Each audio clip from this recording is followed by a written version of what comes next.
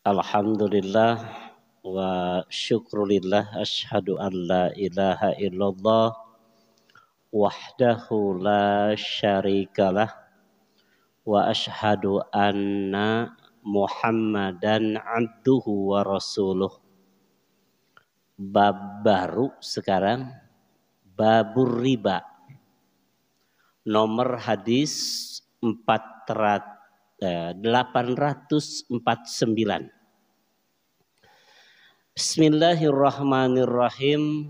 An Jabirin radhiyallahu anhu qala la'ana Rasulullah sallallahu alaihi wasallam akilar riba wa mukilah wa katibahu wa syahidaihi wa qala hum sawaun. Rawahu Muslim. Wa an Jabirin radhiyallahu anhu, dan terima dari sahabat Jabir radhiyallahu anhu, semoga Allah meridhoinya. Qala, ia berkata, la'ana Rasulullah sallallahu alaihi wasallam, Rasulullah sallallahu alaihi wasallam melaknat akilar riba, pemakan riba, wa mukilahu, dan yang memberi makan riba, wa katibahu, dan penulisnya, wa syahidaihi, dan dua saksinya, wa qala, dan beliau bersabda, hum, mereka itu sawaun, sama. Rawahu Muslim, telah meriwayatkan hadis ini Imam Muslim. An Jabirin radhiyallahu anhu, terima dari sahabat Jabir, semoga Allah meridhoinya. Qala, ia berkata, la'ana Rasulullah sallallahu alaihi wasallam, Rasulullah sallallahu alaihi wasallam melaknat akilar riba, pemakan riba, wa mukilahu, dan yang memberi makan riba, wa katibahu, dan penulisnya, wa syahidaihi, dan dua saksinya, wa qala, dan beliau bersabda, hum, mereka itu sawaun, sama. Rawahu Muslim, telah meriwayatkan hadis ini Imam Muslim. Bab yang berkaitan dengan riba. Ternyata riba itu bukan hanya yang kita kenal saja, tapi riba bisa terjadi dalam jual beli, bisa terjadi dengan pinjam meminjam, termasuk riba-riba yang lain yang secara hukum sawaun, sama. Para ulama, di antaranya Imam As-San'ani, menyebutkan berkaitan dengan riba, ar-riba dari segi lugoh, dari segi bahasa, min roba yarbu. Jadi berasal dari kalimat roba yarbu. Wa yuqalu ar-roma'u. Seringkali orang Arab menyebut bahasa riba itu dengan ar-roma'u. Ar-riba, ar-roma, sama. Warubyah wahwa az-ziyadatu. Jadi bahasa dulu, riba itu dari kalimat roba yarbu. Kadang-kadang orang Arab menyebutnya dengan bahasa bukan riba tapi romaun. Warubiyatu, jadi kalimat riba atau roba yarbu riba itu arubiyah wahwa az-ziyadah. Pokoknya secara bahasa kalau menambah dari yang pokok itu disebut riba. Bahasa. Sebagaimana Imam Al-Maraghi menjelaskan berkaitan dengan riba ini di kitab tafsirnya, Tafsir Al-Maraghi di juz ketiga di halaman 55. Imam Al-Maraghi menyebutkan ar-riba dorbani.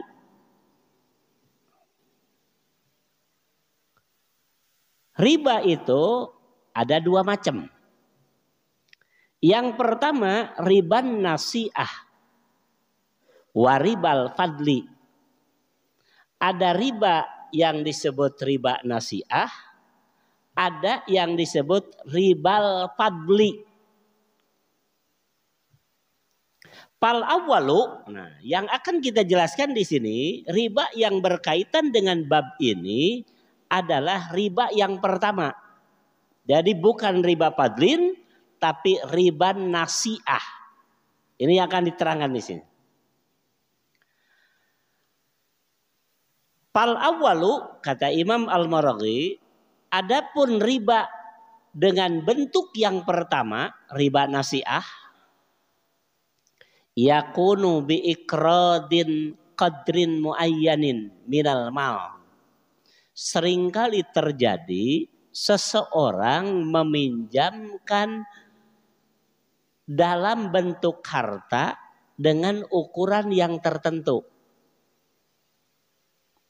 Li zamanin mahdudin, yang harus dilunasi pada waktu tertentu.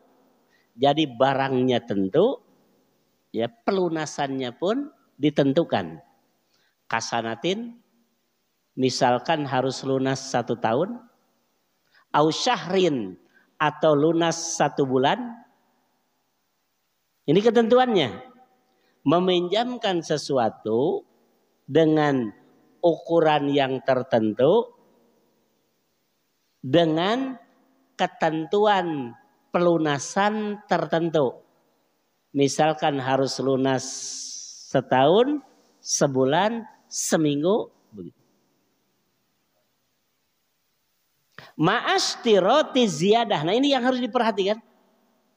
Jadi bukan meminjamkan sesuatu yang harus lunas pada waktu tertentu. Bukan itu. Tapi ini yang jadi ilatnya. Aturan meminjamkan sesuatu yang harus dilunasi pada waktu tertentu. Nah itu. Ma'ashtirati ziyadati pinadirin imtidadil ajli.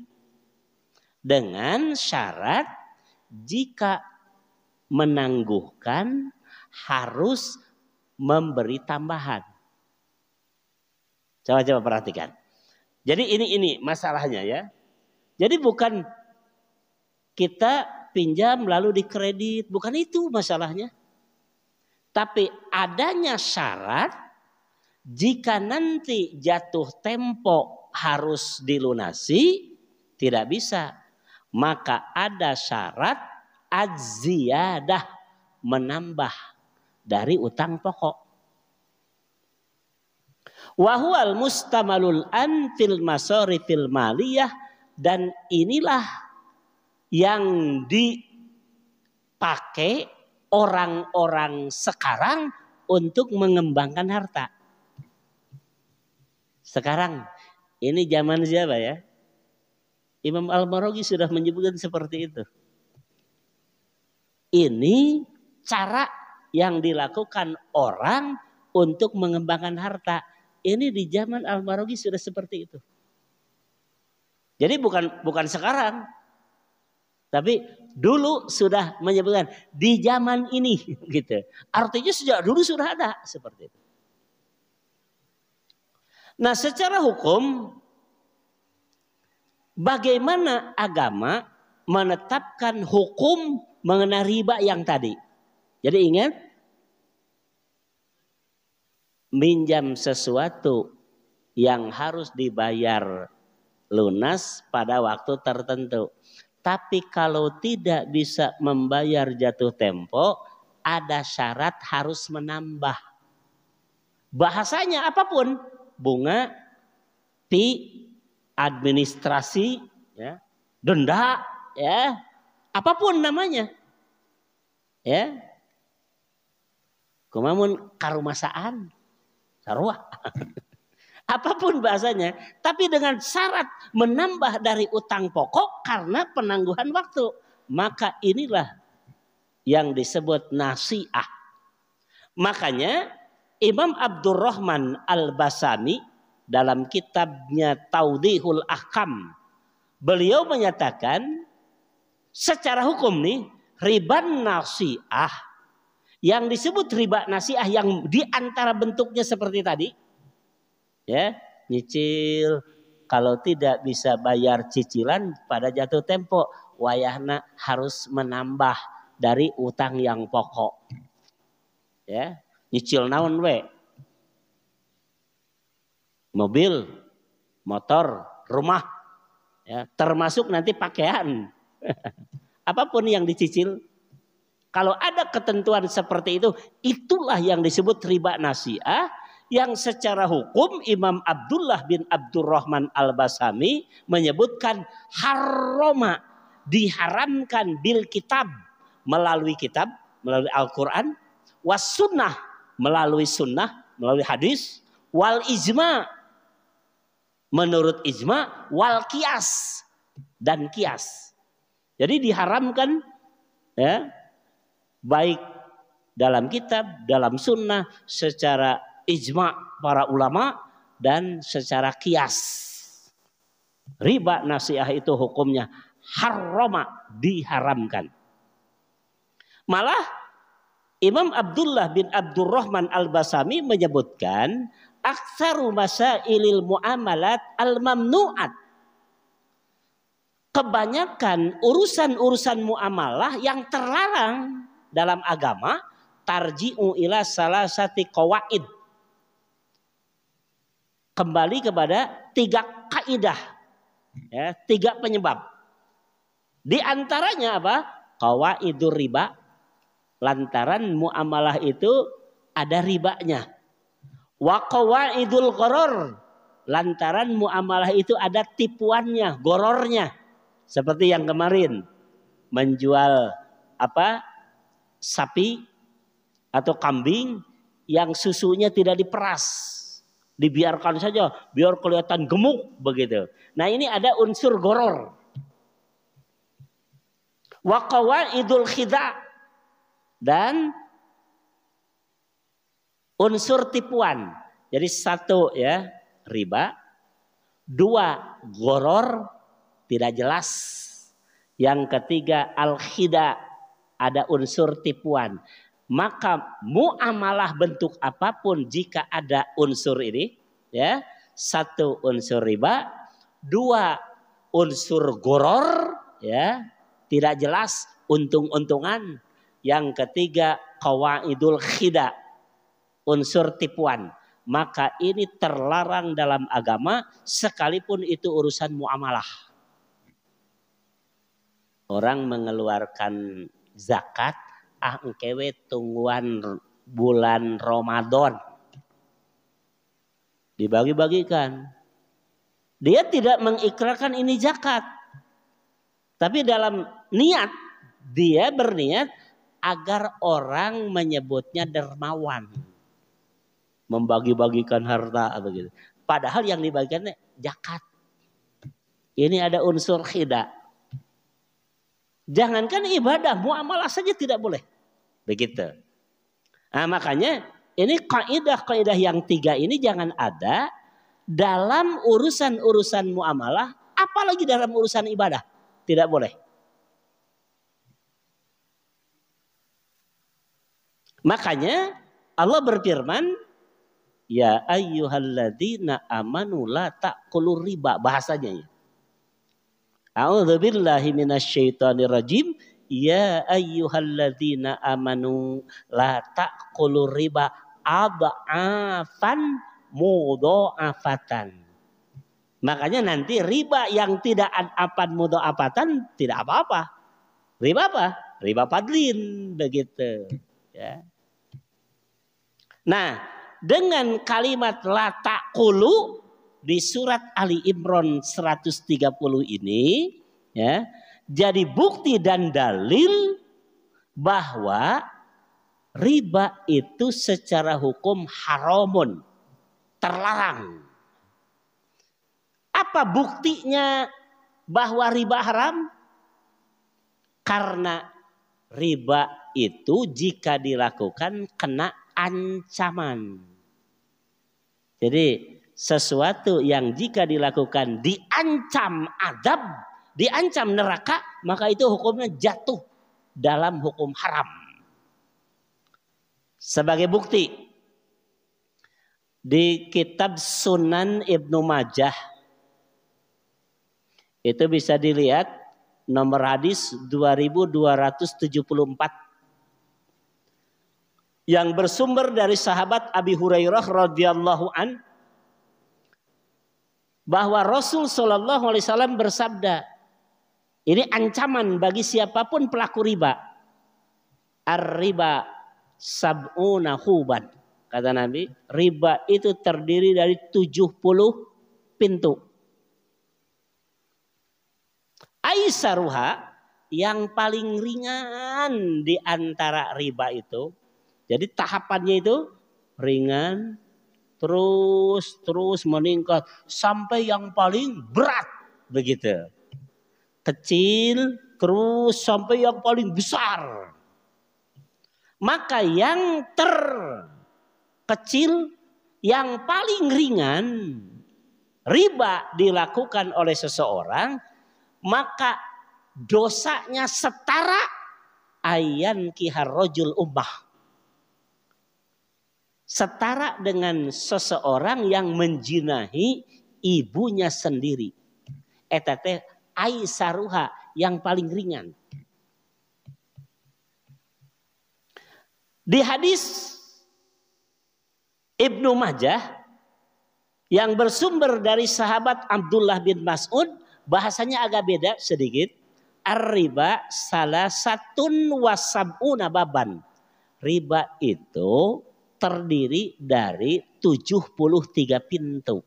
Aisaruha, yang paling ringan di antara 73 pintu itu, misla ayan kihar rojul ummah, setara dengan seseorang menjinahi ibu kandungnya sendiri.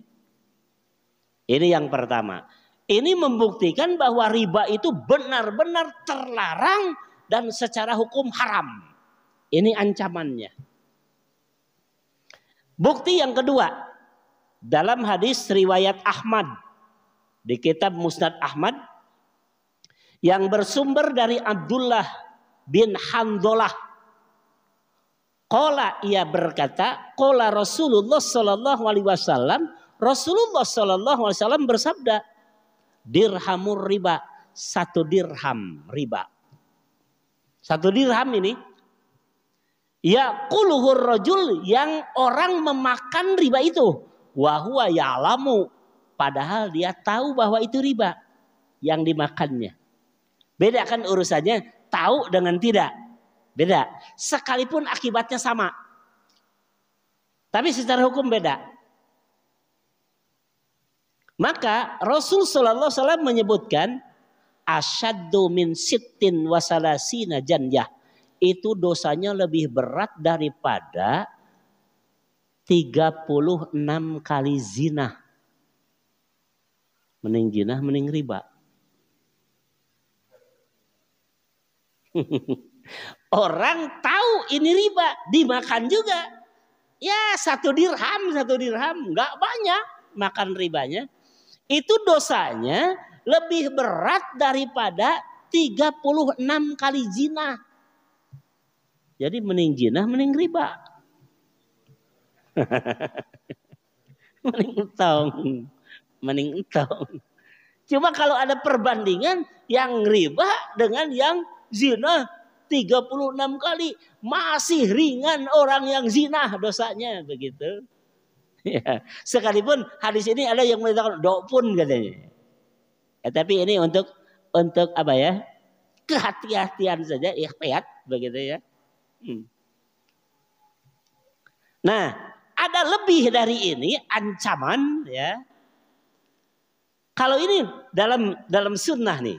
Karena tadi Imam Abdullah bin Abdurrahman Al-Basami diharamkan secara Quran sunnah begitu ya. Ini baru sunnah nih. Sekarang di Quran. Bisa dilihat surat Al-Baqarah ayat 275. Allah berfirman, alladzina ya'kuluna riba la yaqumuna illa kama yaqumul ladzi yatakhabbathu syaiton minal massi. Orang yang sengaja ya pemakan riba, yang jadi saksi riba ya, kemudian yang menulisnya sekretarisnya ya, maka nanti dia akan bangkit dari alam kuburnya itu seperti orang yang kerasukan setan.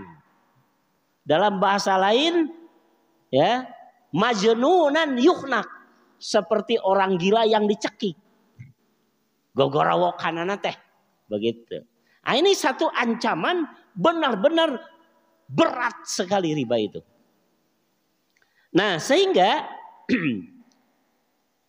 Allah mengancam ya siapapun pelaku riba dengan ancaman nanti dia akan dibangkitkan dari alam kubur itu seperti majnunan yuhnak, seperti orang gila yang dicekik. Malah Imam At-Tabari dalam kitab tafsirnya Jami'ul Bayan fi Ta'wilil Quran di juz ke-6 di halaman 9, beliau menyebutkan apa yang disampaikan oleh sahabat Sa'id bin Jubair, bahwa ia mengatakan yub'asu akilar riba yaumal qiyamah. Orang-orang yang berkecimpung dengan riba, baik makannya, baik jadi saksinya, jadi sekretarisnya, jadi fasilitasnya, dia akan dibangkitkan pada hari kiamat majnunan yuhnak, seperti orang gila yang dicekik. Itu dari Sa'id bin Jubair. Malah di surat Al-Baqarah ayat 278 Allah menyatakan perang dengan siapapun pelaku riba. Dengan bahasa fa'in lam taf'alu fa'dhanu biharbin minallah wa rasulih. Jika tidak juga berhenti dengan riba, maka umumkan perang dengan Allah dan Rasul. Bayangkan ini ancaman-ancaman bagi siapapun yang melakukan riba ya, dengan bentuk apapun. Maka ancamannya seperti itu. Maka jelas riba itu termasuk amalan yang dibenci Allah, dibenci Rasul begitu ya. Sampai diharamkan melalui kitab Allah, sunnah Rasul. Nah, kemudian Imam Al-Maraghi menyebutkan riba juga terjadi pada pinjam meminjam. Kalau tadi riba itu kan bisa dalam hal jual beli, bisa dalam pinjam meminjam begitu. Itu riba ya. Sebagaimana yang disampaikan oleh Imam Al-Maraghi dalam kitabnya di juz ke-4 di halaman 65. Beliau menyampaikan apa yang diutarakan oleh Ibnu Jarir. Kata beliau, anna rajul minhum yakunu lahu alar rajul malun. Jadi seseorang di antara mereka ada yang meminjamkan satu harta kepada yang lain. ila ajalin, sampai waktu tertentu. Jadi ini pinjam meminjam nih. Meminjamkan sesuatu kepada yang lain yang nanti harus dibayar pada waktu tertentu. Faida halal ajal, ketika jatuh tempo harus dibayar, tolabahu min sahibihi, maka yang meminjamkan menagih kepada yang meminjam. Fayaqulul ladzi lahu alladzi alaihil mal. Lalu orang yang meminjamkan atau orang yang meminjam mengatakan, akhir dainuka anni wa aziduka ala malik. Jadi nanti yang meminjamkan atau yang meminjam sama.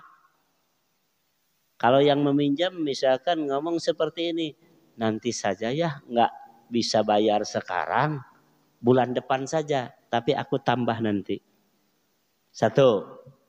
Yang kedua, yang meminjamkan boleh, nggak bisa bayar sekarang, nanti saja bulan depan, tapi syaratnya harus menambah dari jumlah utang pokok. Nah, dua-duanya ini masuk dalam kategori riba ad'afan mudha'afah. Makanya Imam Al-Marughi menyebutkan yang bersumber dari Ibnu Jarir, fadzalika huwa riba ad'afan mudha'afatan, itulah bentuk riba ad'afan mudha'afah yang berlipat ganda. Panahahumullah azza wa jalla fi islamihim. Lalu Allah melarang di saat mereka sudah jadi muslim. Jadi kalau dulu boleh dilakukan karena memang bukan muslim yang mengatur. Sekarang setelah jadi muslim tidak boleh. Nah, coba dari apa yang disampaikan oleh Imam Al-Marughi di atas tadi, ya, jelas bagi kita melebihi pokok utang. Ini natijahnya, melebihi pokok utang, ya. Karena adanya penangguhan, ya, itu termasuk bagian dari yang namanya riba. Jadi berapapun tambahnya, kecil atau besar gak jadi masalah. Yang jadi masalah jika menambah dari utang pokok karena penangguhan waktu, maka itulah yang disebut riba ad'afan mudha'afatan. Nah, lalu apa kaitannya dengan hadis yang ini? Ternyata riba itu terjadi pula dalam jual beli dan amalan-amalan yang diharamkan. Sehingga di dalam bab al-bai' atau babul buyu yang ini, Imam As-San'ani menyantumkan satu hadis berkaitan dengan riba yang ini. Kan ini babnya bukan bab riba, tapi kitabul buyu yang menerangkan bab jual beli. Ternyata riba ini bisa terjadi dalam hal jual beli. Makanya Nabi SAW menyebutkan dengan hadis nomor 849 dari sahabat Jabir bin Abdullah radhiyallahu an, la'ana Rasulullah sallallahu alaihi wasallam akilar riba wa mukilahu wa katibahu wa syahidaihi wa qala hum sawa. Nabi menyebutkan Jabir bin Abdullah menyebutkan bahwa Rasul sallallahu alaihi wasallam melaknat pemakan riba, yang memberi makannya, wakatibahu penulis atau sekretarisnya, wasyahidai dua saksinya, waqala dan Rasul menyatakan hum sawaun, mereka itu sama-sama dalam dosa. Jadi dengan hadis yang ini dan keterangan-keterangan di atas, jadi bukti bahwa riba bisa terjadi dalam hal apapun, sedangkan secara hukum dalam agama riba itu haram yang diancam dengan berbagai ancaman, di antaranya an-naru, neraka. Itu saja barangkali yang dapat saya sampaikan. Mudah-mudahan kita semua bisa terhindar dari amalan yang sangat buruk menurut kacamata Allah dan Rasulnya, sehingga Allah mengancam dengan ancaman neraka sampai Allah menyatakan perang dengan mereka. Barakallah li wa lakum. Wassalamualaikum warahmatullahi wabarakatuh. Silakan kalau ada yang mau bertanya. Tidak ada. Pak, saya aja Pak nanya. Silakan Mak. Kan di hadis tadi disebutkan Pak ya, kalau yang kena hukum itu yang memberi pelaku riba, memberi riba gitu Pak. Bagaimana kalau dengan korbannya, korban riba gitu. Kayak kalau pinjam meminjam yang meminjamnya, kan di hadis mah disebutkan yang memberinya aja Pak ya. Terus seperti di Quran juga kan disebutkan kalau yang mengurangi timbangan itu yang dosa. Bagaimana dengan orang yang korbannya, korban timbangan kurang gitu, selaku pembeli gitu. Cukup begitu? Ya. Kalau ya orang menjual satu barang, lalu ia mengurangi timbangan barang itu. Yang mengurangi untung rugi. Yang mengurangi untung rugi. Secara hitungan untung. Betul ya? Lalu yang membeli rugi, kan begitu ya? Sekarang perbandingan. Orang yang melakukan riba, taruhlah yang meminjamkan, dengan orang yang minjam, itu siapa yang dosa? Siapa yang dosa? Yang memberi pinjaman, betul? Nabi sudah menyebutkan hum sawaun. Teruskan. Kalau kita kredit dengan ketentuan seperti yang diterangkan tadi, jatuh tempo tidak bisa, ada tambahan, syarat harus menambah. Ini riba kan? Apa yang pinjam tidak dosa? Yang pinjam tidak dosa? Dosa enggak? Dosa? Yang meminjamkan, yang meminjam sawaun, sama. Betul? Teruskan sekarang. Ini kan saya pinjam tidak pernah telat. Kan tidak ada tambahan. Dosa enggak? Dosa enggak? Bukankah yang riba itu tambahannya? Nabi menyebutkan ya. Man rodiya amala qaumin kana minhum. Cik. Kalau orang meminjamkan dengan cara riba, lalu kita meminjam, ridho enggak? Ridho atau terido memanginjam? Betul betul. Maka ketika kita meridhoi sesuatu yang jelas-jelas dalam agama itu diharamkan, maka kita itu sama dengan melakukan yang haram itu. Sok badekumaha. Gak ada alasan. Ada. Nu penting mah ulah telat we. Begitu kan? Ingat, dia yang mengadakan riba bisa berkembang karena kita ikut dalam praktek ribanya. Sekalipun kita tidak kena riba. Begitu. Kenapa? Nabi sudah menyebutkan, nih yang diberi saja, yang diberi makan. Dia kan tidak praktek riba. orang lain yang riba, yang melakukan riba, lalu dia dapat untung dari riba, lalu dikasihkan nih, dimakan. Bayangkan, yang makan itu dengan yang memberi sawaun, dorakana sarua. Kira-kira bagaimana ini yang meminjamkan dengan yang minjam? Dan nunginjemkan mual berkembang lamun eueuh nunginjem. Seperti itu kan? Nah, maka kita sama dengan mendukung praktek riba. Sekalipun kita tidak kena denda. Jadi nggak ada alasan. Cukup begitu?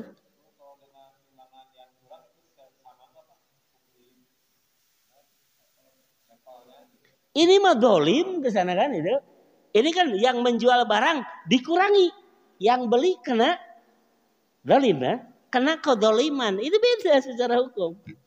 Kalau riba sudah disebutkan oleh Rasul, ya siapapun yang terlibat di sana maka sawaun, secara hukum dia kena hukum yang sama.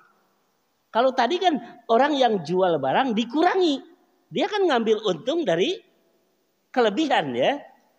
Dia lebih kan. Yang lain kurang. Yang kurang itu kena kedoliman. Begitu kan. Dirugikan. Beda secara hukum.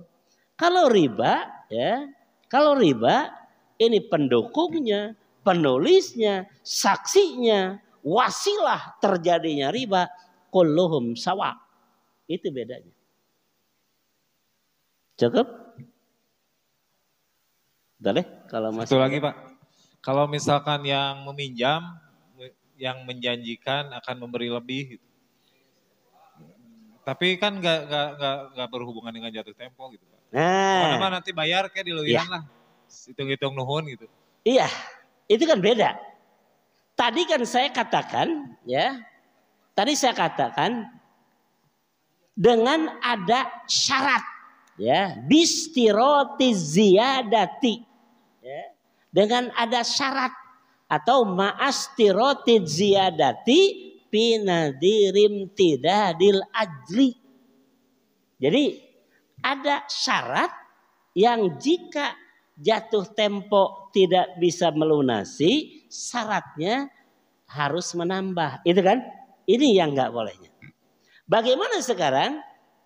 Yang pinjam memberi lebih. Nabi juga kan begitu. Nabi itu pinjam, begitu mengembalikan Nabi memberi lebih. Dan itulah akhlakul karimah. Ya. Boleh kita nginjam aja uang 1 juta. Begitu kita bayar, kita dapat rezeki, bayar 10 juta. Boleh nggak? Boleh? Siapa yang melarang? Itu akhlakul karimah. Gitu ya. Tapi kalau ada ketentuan, pinjam 1 juta, nih harus dibayar bulan depan. Kalau tidak bisa bayar bulan depan, harus menambah. Jadi 1.020.000. Tanu 20.000 nanti riba. Sebab begitu ya. Jadi ada ma'astiroti ziyadati pinadirim tidadil ajli. Tak nulah. Disepakati berdua atau sepihak sama. Ada syarat seperti itu. Riba. Cukup, mangga silakan. Pak, tadi kan dijelaskan hukuman riba itu sama dengan jinah ya. Ada nggak Pak penjelasan yang melatar belakangi hukuman itu sampai segitunya gitu Pak, sampai seberat itu gitu untuk masalah riba ini? Itu Pak yang pertama. Yang kedua dengan masalah dengan bunga bank bagaimana itu Pak? Bunga bank syariah kan ada gitu. Udah itu Pak 2. Kenapa riba itu berat? Ya gitu kan? Allah menjelaskan di surat Al-Baqarah ya. Kenapa orang yang melakukan riba dibangkitkan dari alam kubur itu majnunan yuhna? Begitu ya. Allah menyebutkan bi annahum qalu, karena mereka mengatakan innamal bai mislur riba. Apa naon bedana jual beli ngalah untung, riba ge neangan untung, begitu. Padahal Allah sudah menyebutkan wa ahallallahul bai wa harrama riba. Ini kan pelanggaran nyata ini. Sudah ditetapkan oleh Allah dengan ketentuan hukum yang jelas-jelas ya, nyata. Jual beli cari untung halal. Riba ngambil untung haram. Lalu dia mengatakan naon bedana jual beli jeung riba da kitu-kitu keneh. Nah, ini nih. Ini kan pelanggaran ini. Nyata melanggar apa yang Allah tetapkan. Maka hukumannya berat seperti ini. Kedua, bagaimana dengan bunga bank? Ini tidak kunjung selesai sampai hari ini ya. Bunga bank itu sampai para ulama ada yang menjelaskan sudah ambil saja, ini menolak darurat nih, ambil saja, manfaatkan untuk kepentingan umum gitu ya. Ada yang seperti itu ya, pakai jalan becana nu ditarincakan ku jalan sampai seperti itu kan. Ini artinya untuk ijtihad dalam urusan ini sangat sulit begitu. Sehingga nanti bagaimana kalau tidak diambil? Kalau tidak diambil lebih madarat lagi. Ya, nanti bisa dimanfaatkan untuk ya menyengsarakan umat Islam sendiri. Padahal itu keuntungan dari umat Islam, misalnya begitu ya. Nah, ini dalam kaidah usul fikih disebut akhafud darurain. Mengambil mana yang lebih kecil madaratnya. Dan ngaran bunga mah anger we, dah haram teh. Dicokot madarat, diantep leuwih madarat. Begitu. Maka ambil mana yang lebih kecil madaratnya. Diambil, dipakai kepentingan umum. Sampai ada yang mengatakan, pakai WC cenah. Pakai WC umum begitu ya. Ini sebenarnya bukan menghalalkan bunganya, bukan. Tapi mengambil madarat yang kecil, manfaat yang besar. Dalam kaidah usul fikih disebut akhafud darurain. Jadi di antara dua madarat itu diambil mana madarat yang terkecil, manfaat yang terbesar. Saya kasih gambaran begini. Dua-duanya madarat. Ada seorang supir bawa 10 ulama. Di belakang 10 ulama terkemuka. Yang bisa memberi hidayah terhadap umat begitu. Nah, lalu ketika dia bawa mobil nyetir, di depan ada kakek-kakek yang lewat. Nah, gitu. Ada kakek-kakek lewat. Kalau misalkan direm nggak mungkin. Kalau dihindarkan berarti masuk jurang. Semua nih ulama 10 ini habis. Begitu ya. Nah, pertimbangan ini tabrak si kakek teh. Sampai si kakek meninggal. Satu kan yang meninggal, yang selamat 10. Itu namanya bukan boleh nabrak si kakek, bukan. Tapi akhafud darurain. Ini lebih madarat lagi kalau dihindari. Si kakek sampai tidak tertabrak, sampai masuk jurang misalkan begitu ya. Hancur nih semua. 10 orang ulama ini. Maka tabrak saja si kakek. Yang 10 selamat, yang meninggal 1. Begitu kan? Nah, ini mengambil mana yang lebih sedikit madaratnya, banyak untungnya, banyak manfaat. Itu dari segi kaidah. Jadi bukan berarti bunga boleh, bukan. Kalau dibiarkan lebih madarat lagi nanti. Udah ambil saja seperti itu. Cukup begitu? Cukup, ada yang mau bertanya lagi? Cukup, alhamdulillah. Tidak ada. Ya, alhamdulillahirabbil alamin, jazakallahu khairan. kepada Bapak Ustadz Hussein Aziz atas ilmunya, insya Allah jadi manfaat kita semua. Dan diberitahukan bahwa besok pada sholat subuh, insya Allah melanjutkan kajian tafsir Al-Quran bersama Ustadz Nurdin dan diharapkan kehadirannya.